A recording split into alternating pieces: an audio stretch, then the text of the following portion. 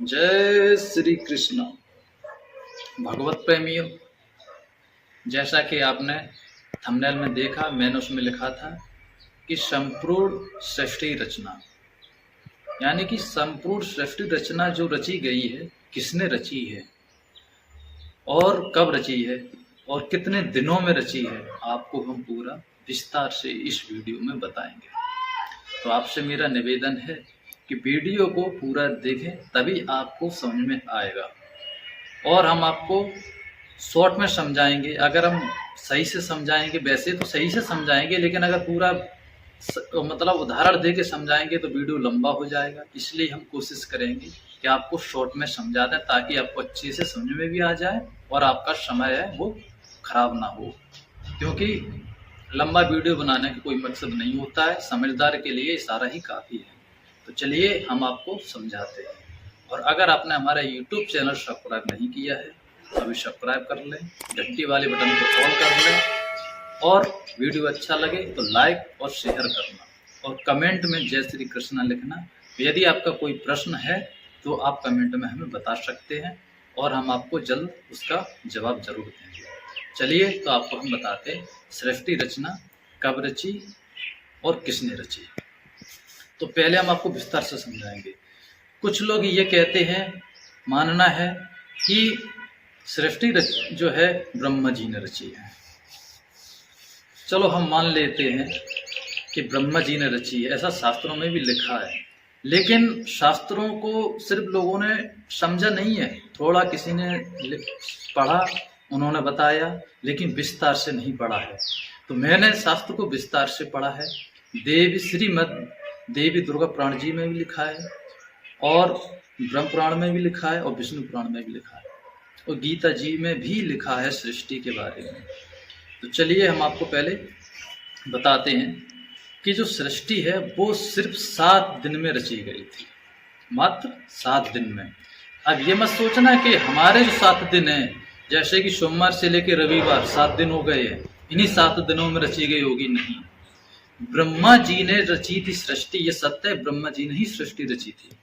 लेकिन 7 दिन में कैसे रची थी वो मैं आपको बताता हूँ। ब्रह्मा जी का 1000 चतुर्युग रात्रि, 1000 चतुर्युग दिन मिलता है अपना युग, तब ब्रह्मा जी का एक दिन होता है।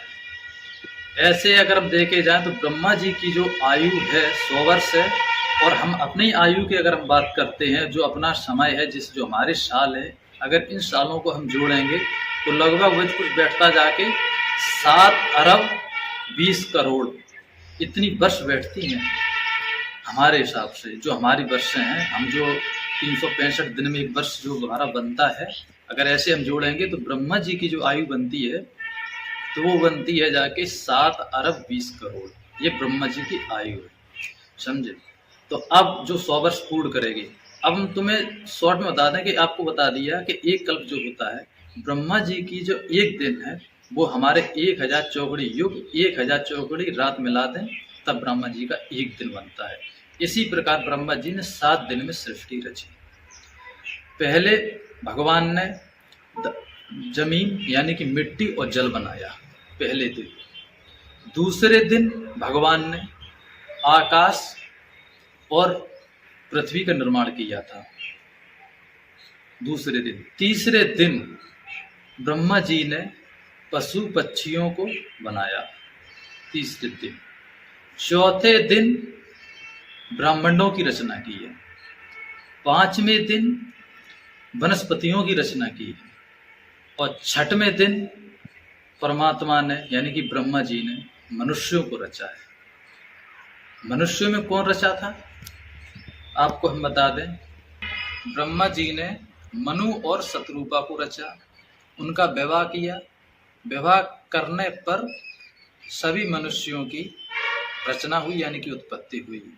सीधी सी बात है कि ब्रह्मा जी ने मनु शत्रुपा को रचा, और मनु शत्रुपा के संयोग से हम सभी मनुष्यों की उत्पत्ति हुई। इसी प्रकार युग बने, और धीमे धीमे धीमे धीमे करके सभी मनुष्य का विस्तार हुआ है। जैसे एक राज्य को या देश को चलाने के लिए संविधान की आवश्यकता होती है, इसी प्रकार मनुष्य को चलाने के लिए, सृष्टि को चलाने के लिए वेद शास्त्रों की आवश्यकता होती है।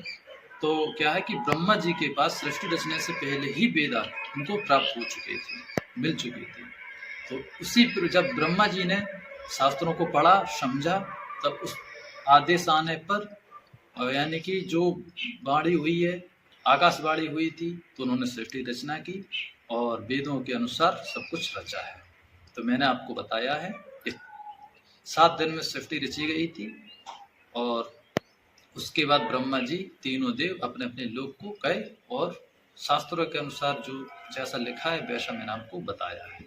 अब बात ये बचती है कि ब्रह्मा जी कहाँ से आए, क्योंकि विष्णु पुराण में तो ये उल्लेख है कि ब्रह्मा जब सृष्टि रची तो उस समय जल ही जल था और ब्रह्मा जी ने देखा कि चारों तरफ जल ही जल है और वो कमल की पुष्प पे बैठे हुए हैं और आकाशवाणी हुई, रचना करो, सृष्टि रचना करो, सृष्टि रचना करो। तो ब्रह्मा जी ने यह आदेश मानकर सोचा सृष्टि रचना तो हम करें, पर कहाँ करें, जल ही जल है। इतने में मधु और कैटभ 2 दानव आ गए। जब ब्रह्मा जी ने देखा तो वो उनको थोड़ा डर भय लगा और डर के कारण वो कमल की डंडी पकड़कर नीचे उतरे।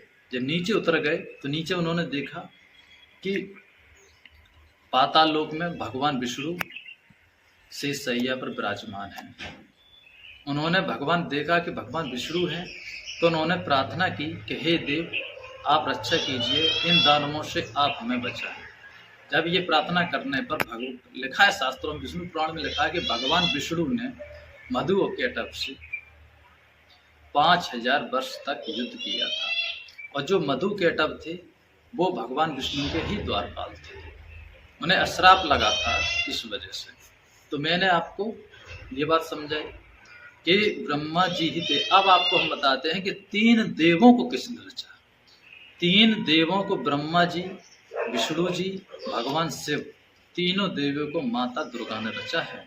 सबसे पहले माता दुर्गा प्रकट हुई थी।